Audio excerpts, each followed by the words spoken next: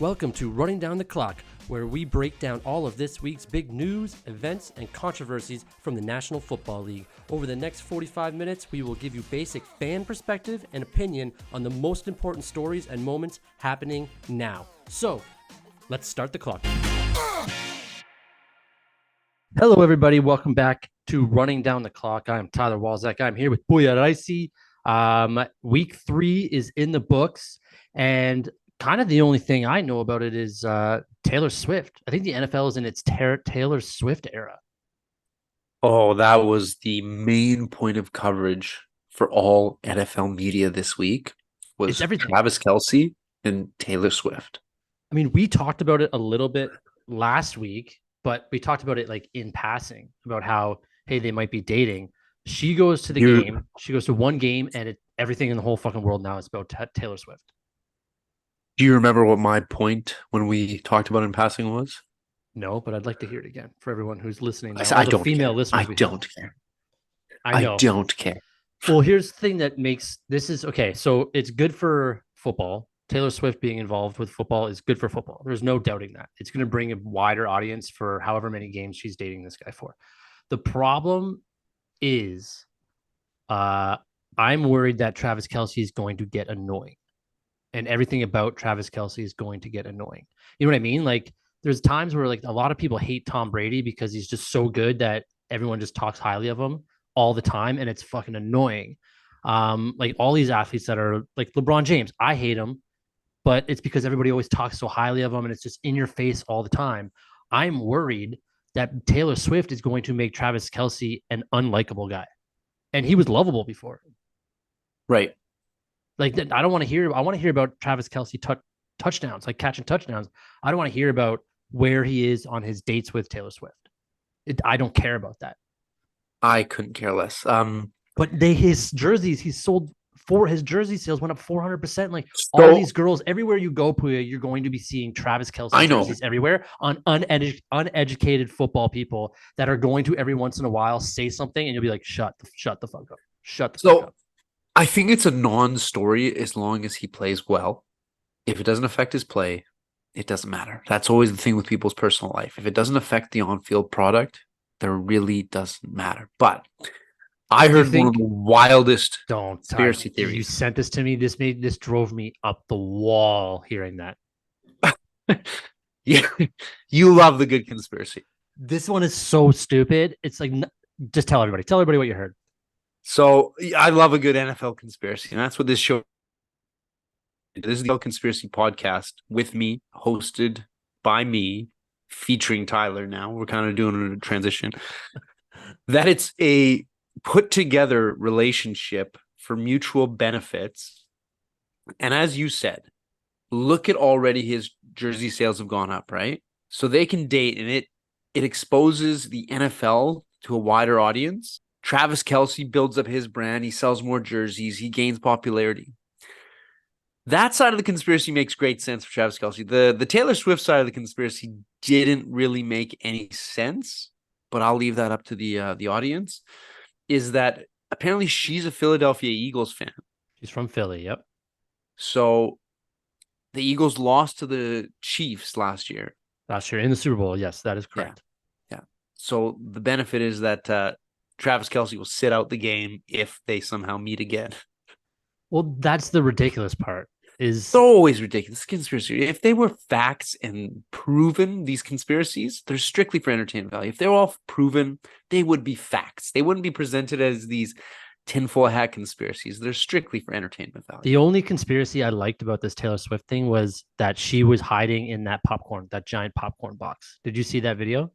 I didn't know. There's a million guards outside that suite that she was standing in.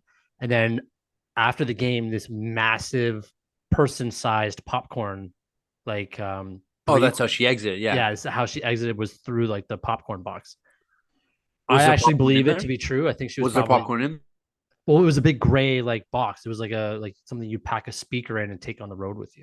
Oh, okay. Yeah. Like one of those big travel boxes. I don't know what they're called. They're called road cases. Road case. She was in there. Yeah. That's the coolest conspiracy theory about this weekend. But I mean, this is Travis Kelce is going to get annoying to me if everybody only talks about Taylor Swift. I can tell I you that think right now. I think we're annoying right now talking about it.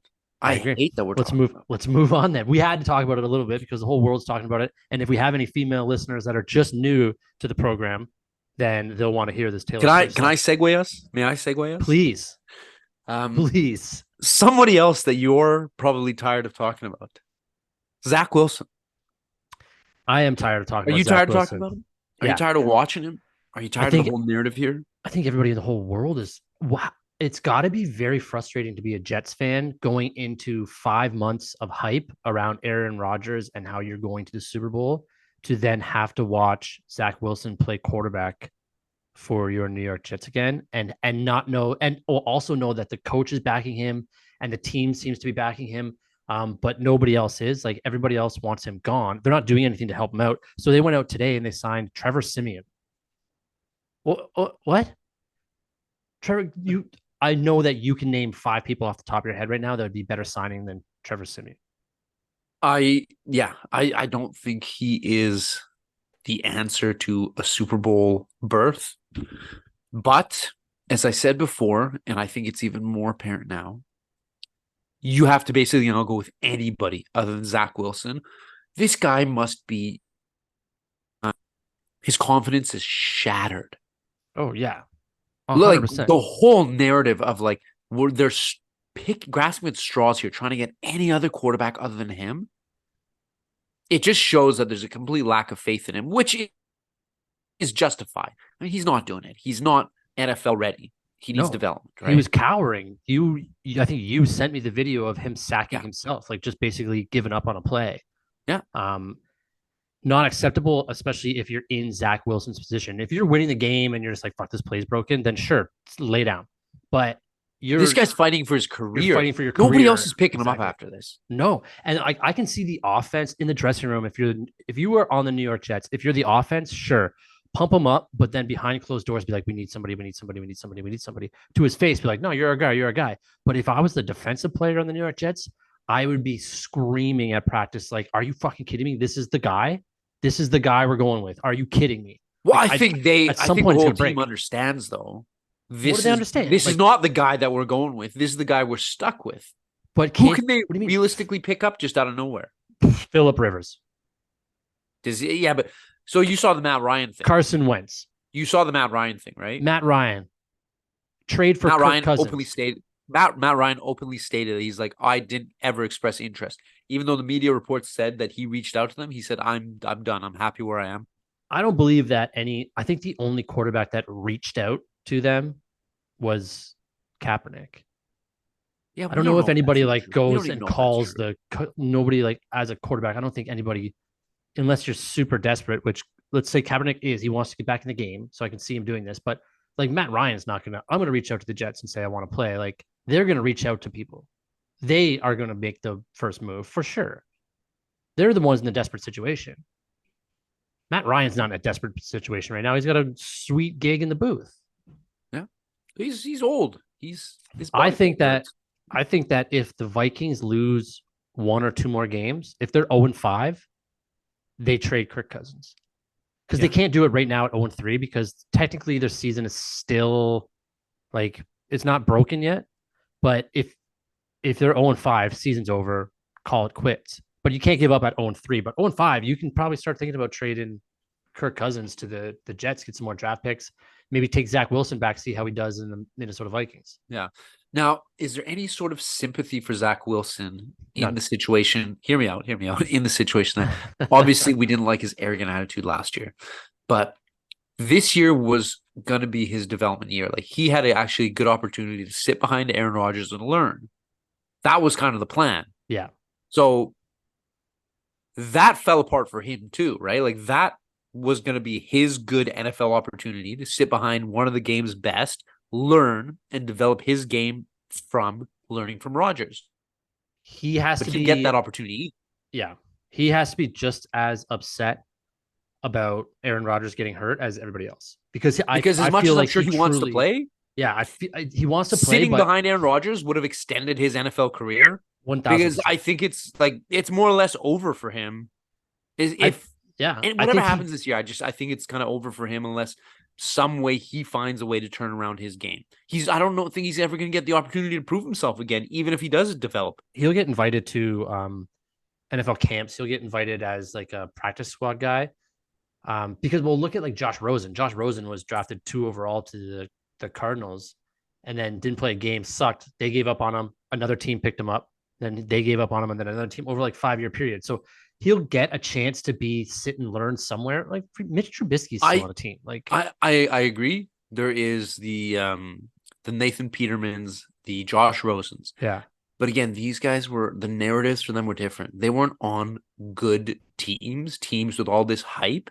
The situation with Zach Wilson is his team was expecting deep playoff runs, Super Bowl contention, possibly. And now it's basically everybody's pointing the finger. Well, it's clearly all your fault. Everybody else in the team is good. You're the one holding us back. With Aaron Rodgers, we had this great narrative that we could potentially go all the way. The only problem is you, Zach Wilson. Nobody else is a problem. You are what's holding this team back. the offensive line is a little bit of a problem. Sure. But I mean, he's Aaron getting all Rodgers the was blame. good. The narrative is he's getting all the blame. 1,000%. And it's tough not to when you're. Well, that's the shitty thing about being a quarterback is when things are great, you're the hottest guy in the world. When things are shitty, you're taking all the blame. Like that's the nature of the position.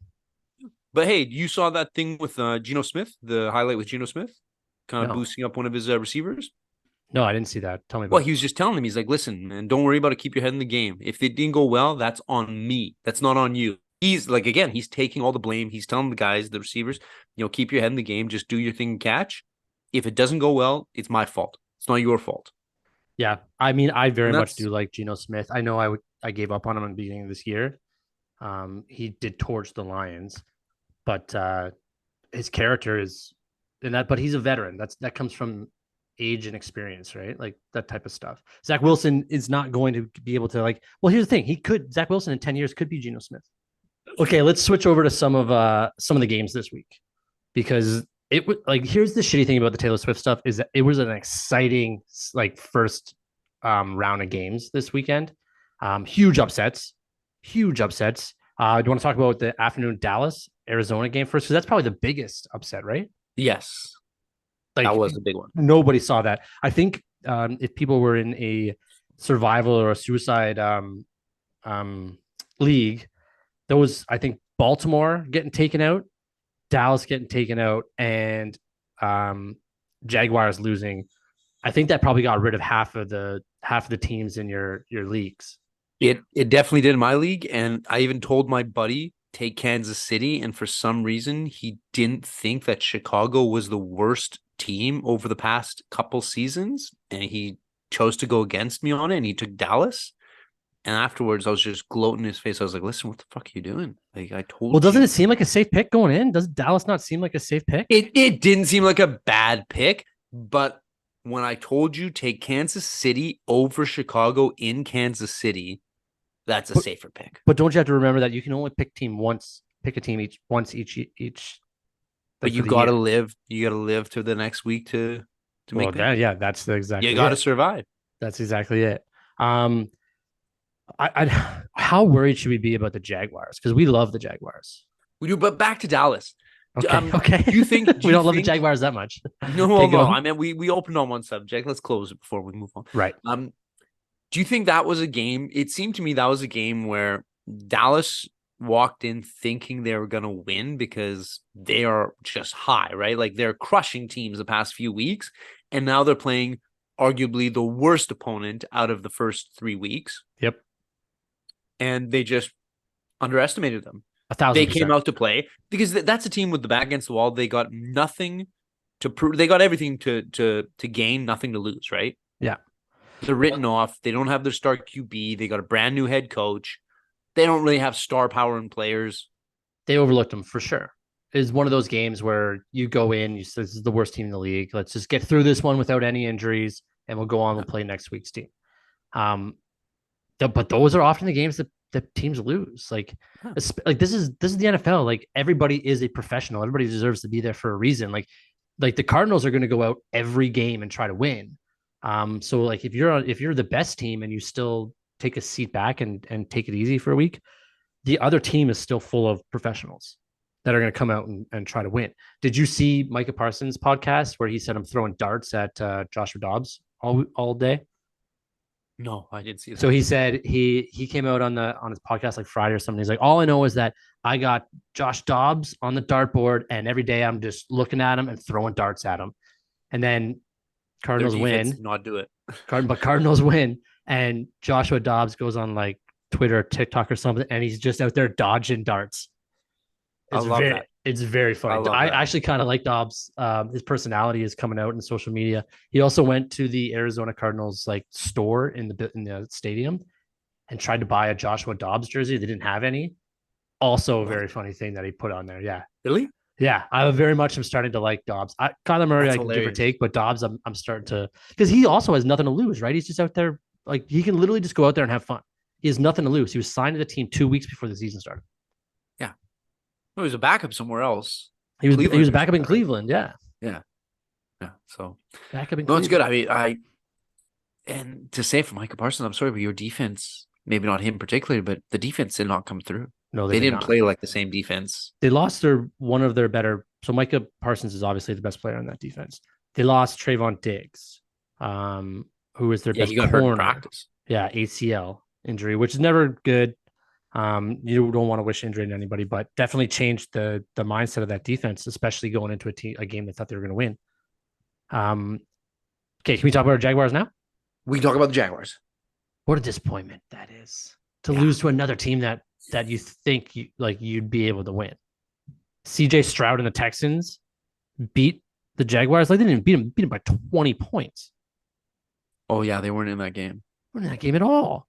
It's like one touchdown, one interception. Trevor Lawrence, ATN only 88 yards. Calvin Ridley had a huge first week. He's not playing very strong right now. This AFC South is up for grabs. I think the Colts are in first place. Yeah, the Colts are in first place at 2-1 in the AFC South. That was another upset. Gardner Minshew. Gardner Minshew came up. Did you see the highlights or watch the game for that Baltimore game? I saw the end of the game controversy. That should have been a pass interference. Yeah.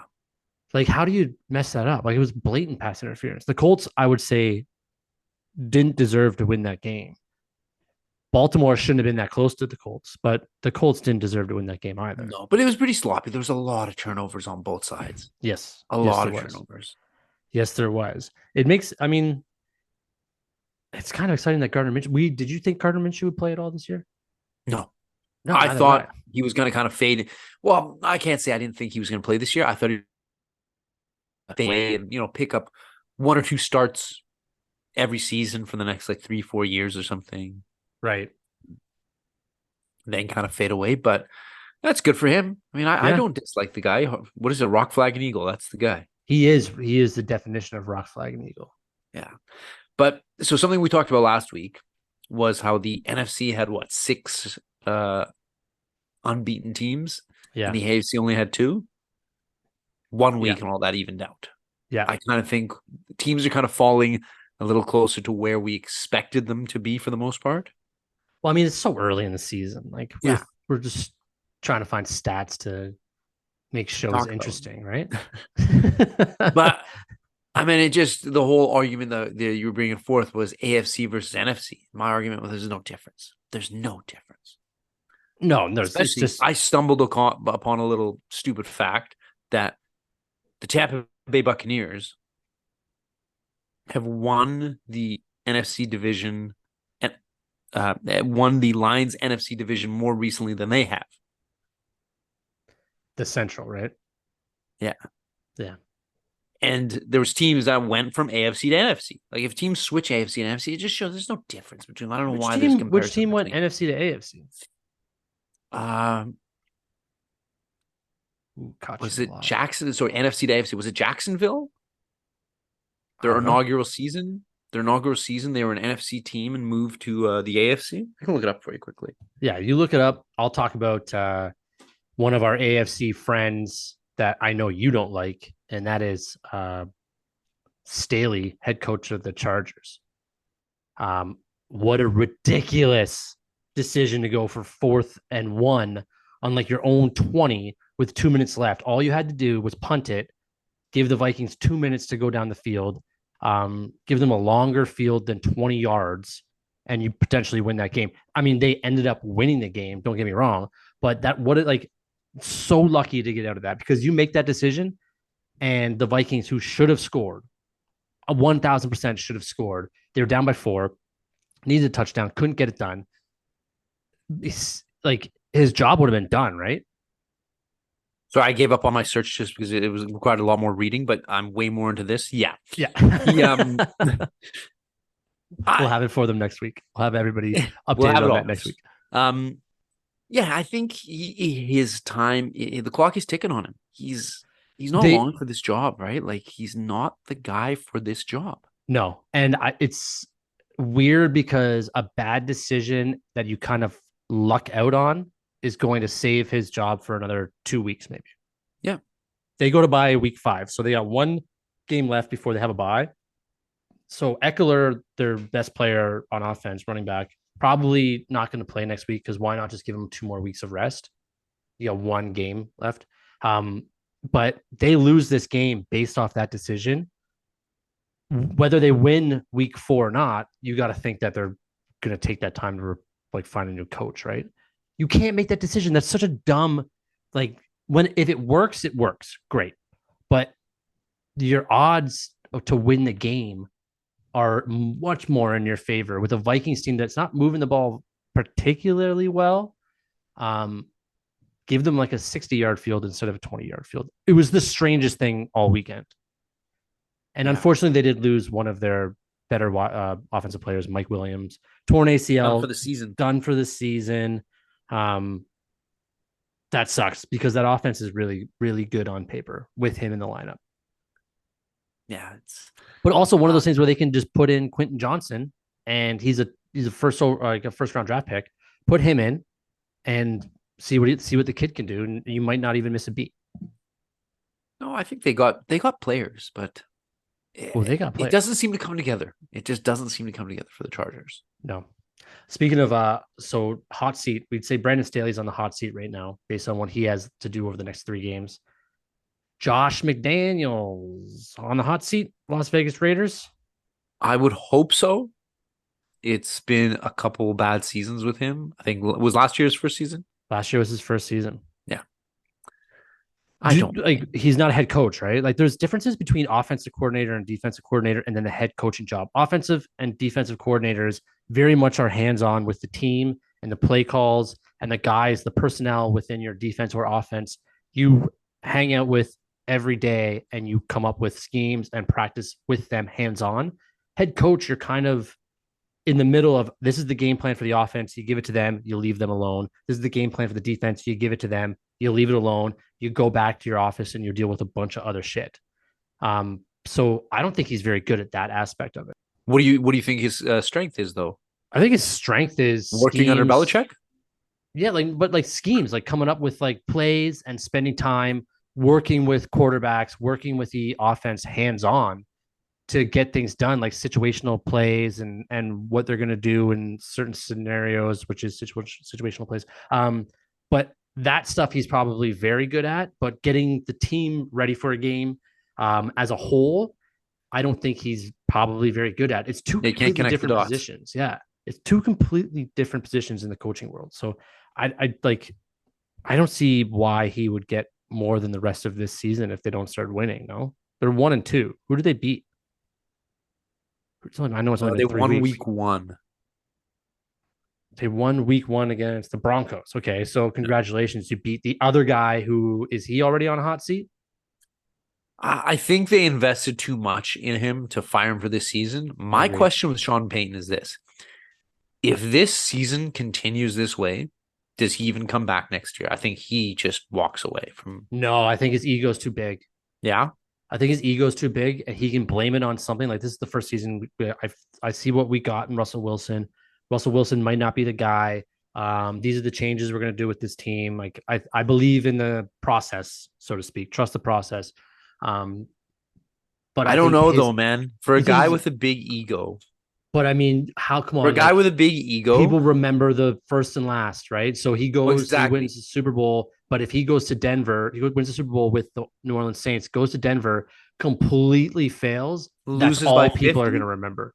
That is all people are going to remember. He got smoked. And he Yeah. said last year on, like when he was in the booth commenting on games, he said, basically said, Tua Tagovailoa, quarterback for the Miami Dolphins, is not good Oh, he's enough to not be going to a get right. quarterback.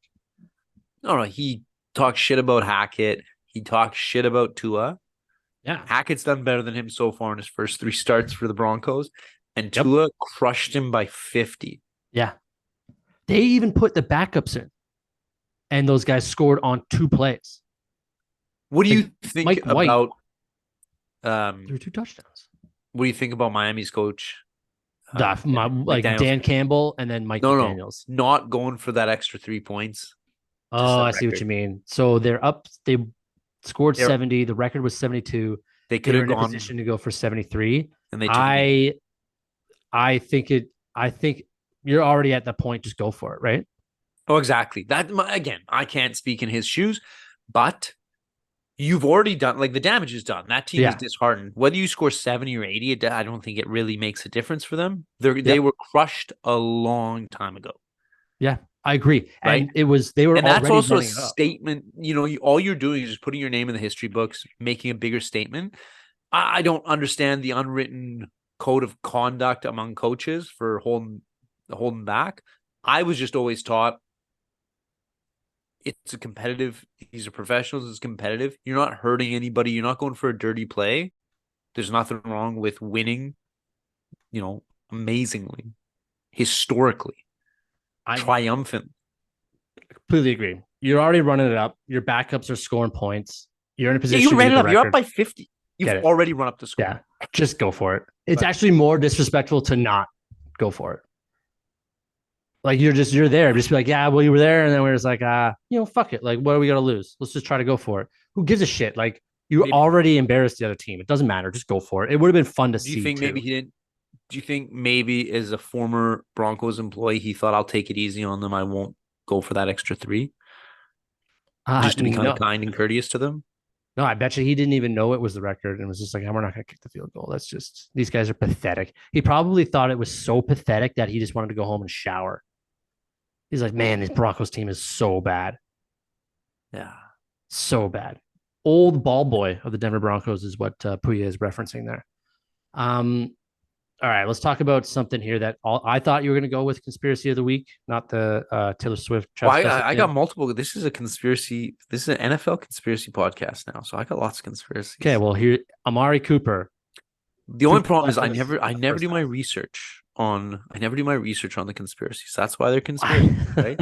But That's good because I have a bunch of things here. I'm just like I'm calling you so out if you break this one up. there was the play. Amari Cooper was called for stepping out of bounds where he wasn't even close. And he went on to score a touchdown. Yep. The conspiracy theory is that that's the match fixing, that they don't want to, they for the betting odds, they don't want him to make the spread or whatever, Yeah. beat the spread. I didn't check the spread, so I can't say what the spread was and how Spread that was score would 3.5. affect. So that's what I mean. I don't think that the touchdown would have It wouldn't have changed a thing. exactly. That's why it didn't work great as a conspiracy theory. Yeah. But there is a conspiracy behind it about why are the refs blowing such a bad call, and why wouldn't the NFL revert to a system where you let the play run and then review it after? Well, this is exactly the thing is now he probably wouldn't have scored a touchdown if it went through because the defensive player stopped when the whistle went as well. Sure. It was a safety that was there to make a tackle. Yeah. But yeah, why not let the play go and then just review it? Like he wasn't even close. I would argue that the Rams game on Monday night, Tutu Atwell also didn't step out of bounds, and he scored a touchdown and they got the call wrong. I would argue that as a conspiracy more than this one. Sure. And they would have won that game then with that touchdown. But why not let the play run out and then call it back? Like it's about time we just embrace technology. Everywhere should embrace technology in terms of sports. Like there's just too much human error involved at this point. It's ridiculous. It's ridiculous. It is. But there it's just that there's some plays that are reviewable and they will embrace technology. They have new cameras in different places. Well, they've been doing it. That's for the most part, it's 70%. Everything goes to like it's watched immediately by somebody in New York, like their head referee stadium, whatever the fuck you want to call it. Um, War room, I think is what they call it. Yeah. And then it's sent to the microphone and directly into the ear of one of the referees. So like that 2 second, 3 second time can just be like, we're looking at this, everybody calm down and take a look at it. Like no harm, no foul. Either way, people are gonna be like, yeah, you're right. Or like, because it's not slowing the game down anymore. The reviews aren't slowing the game down anymore. They're happening out of building. So it happens, it's like a bing bong play. It's done. Before the whole reason they didn't use technology before is because they didn't want to slow the game down. But now it's not doing that. So use it more. Yeah, it's an odd one. I know in other sports, I don't know about football. I think I heard something about it, but I don't know if it's in the NFL that they're putting chips in balls to kind of I think they're doing track that. of like, I think they're doing did the it. ball cross the goal line, that kind of thing. Yeah. I think that was XFL that Was was that doing oh that. yeah, Yeah. So they can control the ball speed and all that stuff, like get it more accurately. right. Um, the other thing that happened in the Browns game, I don't know if you saw this, but the Miles Garrett, lineman for the Browns, amazing pass rusher. Usually on offense, there's a bunch of audibles and guys running all over the place trying to distract the defense.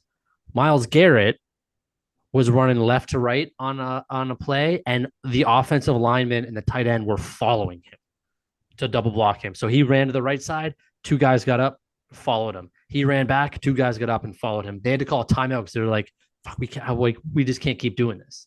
It was hilarious. I loved it. I loved it. Yeah, I've never seen it that animated that way, but Aaron Donald faces that all the time. Like sometimes you see three guys just shoving Aaron Donald out of the way. Sure, but It's they like don't follow him. They don't follow him on the line. Like literally before the play, No, Miles I Garrett know went what from you the mean. left side to the right side, and guys followed him. Donald just stands in the middle and says, "Whatever, you can put four guys on me. I'm getting through." He's a beast. We got one more thing to talk about here, and then we'll get into some picks of the week. Um, Jamar Chase. So at the beginning of the year, he said, Joe Burrow, take the first few games out, get healthy, and then come back because the end of the season is where we need you, not the beginning. Did he maybe have like kind of a maybe be right about that? Because it didn't 100%. win. Yeah, if they didn't win on Monday night against the Rams, they'd be 0-3, season kind of in limbo. Can't be 0-3. Most teams that are 0-3 don't go to the Super Bowl. I don't think any team that's been 0-3 goes to the Super Bowl. But yeah, kind of said just get healthy and come back when we need you. We can probably win one or two games without you. Yeah. It basically he's referencing what not in the same words and not in the same thoughts of what we always talk about is the first games are just getting the rust off from preseason. The first games are the preseason games anyway. So we can afford to lose them as long as we are in sync, getting hot at the right time, Yeah. doing what we do towards the end of the season. It's better to be strong at the end of the season than at the beginning of the season. And he was absolutely right. Because when you're hurt, all you're doing is the more you play on an injury, the higher you increase the chance of making it worse. If you let it heal, like you can sacrifice those first two games, let it heal. Because look, in hindsight, they lost the first two games anyway. Yeah. Yeah. And he was looking a little gingerly out there last night. He didn't look great. I mean, they came back and won the game. They did look better on offense. They were moving the ball. Well, Jamar Chase finally got the ball. Jamar Chase got the ball. T. Higgins had some bad drops. Tyler Boyd, I think, got hurt a little bit. But Joe Mixon came through. Jamar Chase is back. It's a little bit more like the Bengals that we used to know. Yeah. And then on the flip side, our guy, Puka Nacua was a little bit was what? absent. He's a little bit absent. What did he finish with? Did he? Because I know that Tutu Atwell scored at the end, kind of in garbage time. Puka Nacua had five catches, 72 yards. Okay. Atwell, 4 receptions, 50 yards. Higbee had a good game. Probably came late and I wasn't watching at that point, but yeah, I mean, it was the first half of that game was fucking boring. 6-6. Very boring game. Very boring game. Okay, so let's get to this week though. We're done with last week. We have a big game tonight. All these listeners listening on Thursday. We got a big game tonight. divisional? The second Is it of divisional? 3 Lions games on Thursday. It is divisional, and it is the Packers should be getting up for this one because we eliminated them from the playoffs last year. This is their revenge game. Um, Kind of the NFC North is just going to be decided between these two teams. It looks like it right now. It doesn't look like the Vikings or the Bears Trash, are. Bears, trash, Vikings, trash. Tonight, Well, the after the Bears are a Lions different level of beat the Packers, they're going to be trash. yeah. So Lions yeah, are it's gonna be a tight game. It's gonna show. It's gonna be Jordan Love's first big divisional game, isn't it? It is, yeah, and it's his Yeah, second because he game at played the home. Bears, but Played the Bears, but the Bears are trash. Bears weren't good. This is his first divisional game at home. So his first game at home was last week against the Saints, 17-point comeback, which the Saints missed a field goal with no time left on the clock to lose it.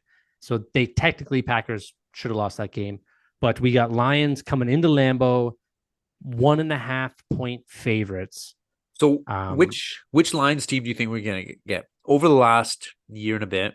It was the offense that carried the team. Defense was great Last game, it was actually the defense. It was the defense. The 7 defense sacks. carried. 7 sacks completely took Bijan Robinson out of the game. I think you get both. That was their struggles. That was their biggest struggles before was their defense. Oh yeah, the worst defensive team in the league last year, by far. This is a different Lions this year. We're getting both. Are we getting the defense or the offense? Jared Goff. We're getting Jared Goff throwing Amon-Ra St. Brown. We're getting Jahmyr Gibbs running it up, catching balls on the side. We're getting Sam Laporta through the middle. We're getting Brian Branch on defense, stuffing guys. Aaron Jones for the Packers is back in this game, which kind of makes me a little bit worried. But I think the Lions take this one just out of sheer. I think they're going to be pumped up more for this game than the Packers, even though the Packers have everything to play for here. Are you wearing a Lions hat and sweater right now as you're saying this? Always. Yeah. Always. Yes. Every time I'm at home, I have a Lions hat on and a Lions sweater on. Oh, that's not true. I've seen you wear a Detroit Tigers hat. It must have been the off season for the Lions. Oh, fair enough. Okay. Is there any concern that Jared Goff went, I don't know how many games, but he was nearing an NFL record of passes thrown without an interception? Now he's thrown 2 interceptions in 2 games. No, because every time he's thrown those interceptions, he's come back the next drive and scored a touchdown. Okay. I'm one of those guys where if it's better to, if you have a record kind of coming, it's better to have it broken so you can just concentrate on the team and winning the game than the individual aspect of that record. Sure. We also have our first game in London this weekend. So if people are waking up early to watch the first game, it's Jaguars Falcons in London. Probably not the most exciting game anymore because the Jaguars kind of suck right now. We don't know who the Falcons are, but who's your first? You got 3 picks. We do this each week. Who do you have? What's your first pick of the week here? Well, I didn't want to do the picks. I thought we were talking about games of the week right now. It's your game of the week. Okay. What do you have? Okay. So I got 2 game of the weeks. Give me your game of the week then. I got 2 game of the weeks. I've got one, which I think will be the most exciting game to watch for this week. Go. What's that? What's that game? That's Buffalo, Miami. Okay. I think that's going to be an exciting game. The last time they played with both teams healthy, meaning both Tua and Josh Allen there, they were great games. Yeah, we know that Miami can put up points, and it's a divisional game. Buffalo knows that that's the team that is kind of gunning for first place in the division, that they got to step up their if they want to win the division, this is a win. This is a game they got to win. Completely. So I think that's going to be a high scoring affair, and I think it's going to be exciting to watch. Miami Dolphins have put up more points in that one game than a lot of teams have all season. Right. Now, I do also have the other game of the week, which is basically the toilet bowl game of the week. You got Denver and Chicago. Somebody's coming up with a win, unless it goes to a tie, which I don't think so. Wouldn't it be funny if it did? It'd be poetic justice if it did. But that's my game of the week. Not because I think it's going to be a great game, but just the storyline behind it. That is a pivot game for one of those teams to get something going. Right? One of you is walking out with a win. Who, if you had to choose a quarterback right now, would you take Russell Wilson or Justin Fields?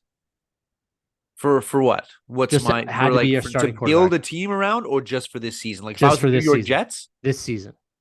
if I was the New York Jets, I'd take Russell Wilson Yeah, over Justin. 100%. Yeah, I don't think Justin Fields is great, but Russell Wilson, he's got 2 Super Bowls, so you have to for go with that. one season to for both of them to build a team around over the long run. I guess I don't know. Even to build a team over the next 3 years, I go Russell Wilson over Justin Fields Yeah, at this point. I don't think Justin Fields has got it. I've seen some of his highlights it's or his decision lowlights. making. Just some of his decision making is not there. Okay, I think that the I think that you're right about the Miami Dolphins Bills. I think that's the game of the week for sure. I don't. There's nothing on here that says that screams there's anything coming close with competing with it. That's going to be what they call a good old barn burner. All right. Well, let's go with your picks then. We got 3 picks each. So Go. I always, playing the favorites game. I'm taking San Francisco. I'm taking over Arizona. Arizona coming off a win, but San Francisco now aware that hey, Arizona will come out to play. 14-point favorites in Yep. San Francisco. Kansas City Chiefs over the Jets, just because the Jets have not yet figured it out. Nope, they have not. And Kansas City is 10-point favorites over the Jets. Jets at home, and that feels low. Now, typically, I always go for the heavy favorites. I usually take Philadelphia over Washington, but last year, Washington handed them, I think, their first loss of the season last divisional game, and I'm a bit weary on it because I think Washington wants to come out and play. So I'm actually going to ride the Bengals over the Titans, who seem to be stumbling quite a bit. I think soon enough, we're going to see the Titans backup QB, the young kid they got. What's his name? Will Levis. Will Levis. Yeah. Levis or I think Levis. soon enough, probably not this week, but I think soon enough he's coming out. Yeah, I agree. And I'm going to take the Bengals. 2.5-point favorites going into Tennessee. That was one of my picks. So thank you for making that a great segue for me. I think the Bengals are going to find what they found in that second half against the Rams. They will cover the spread of 2.5 in Tennessee. I agree. I think Will Levis is going to be playing by the end of the year for the Tennessee Titans, and maybe even Tannehill gets traded to the Jets. I'm not sure. I have the Baltimore Ravens going to Cleveland and beating the Cleveland Browns. The Browns are 3-point favorites, but I think the Ravens are going to be pissed about that last loss. I think Lamar Jackson comes back and proves that he is a way better quarterback than Deshaun Watson. And then the last game I got is the Indianapolis Colts beating the Los Angeles Rams. And I know I always pick the games that are close. This is a 1.5-point favorite for the Indianapolis Colts in Indianapolis. Rams technically probably a better team, better quarterback, but I don't know, something about how this Colts team is coming together. Like Jonathan Taylor leaves before the season starts, quarterback gets hurt. They have to go to Gardner Minshew. It's just drag him out, beat him up football. And I think the Colts get it done in Los Angeles to get another game in that division and stay on top of the AFC South. Can I ask you something about Cleveland? Yeah, Now, absolutely. I think Cleveland's defense is going to give Baltimore a little bit of trouble because their offense hasn't been amazing. So their defense is great. Do you solely put Cleveland as one of your bottom teams just because you don't like Deshaun Watson? No, not at all. I don't. I feel like you consider that Deshaun Watson. He was on my fantasy. I drafted him on my fantasy team this year. I have since dropped him. Yeah, I needed a backup just in case Tua wasn't able to take hits anymore. But it looks like Tua is actually kind of rolling with the punches, like literally and metaphorically. I needed somebody to back up him in case he got hurt, and I thought maybe Deshaun was going to put it together. And he had 2 or 3 games to show me he could. He didn't, so I dropped him. But I don't know. I like the defense in Cleveland is amazing, but I think Lamar is able to get through that pass rush with his running ability. So I think that's just what's going to happen. I don't believe Deshaun Watson's that caliber that he used to be anymore, though. If you want me to say that. No, I agree. Anything left for the games coming up this week? No, I think we covered them. All right. Well, thank you everybody for listening to Running Down the Clock. We will see you after this week 4's games on the weekend. As always on Thursday. Thank you for listening. Hey, if you're a fan of Formula One, then I've got the perfect podcast for you. The Pit Stop Podcast, presented by the Ordinary Podcasting Network. After every single race of the Formula One schedule, Jordan and Tyler will break it down, give you some news, analysis, insight, before answering your questions and setting you up for the next race. That's the Pit Stop Podcast, available everywhere you get your podcasts.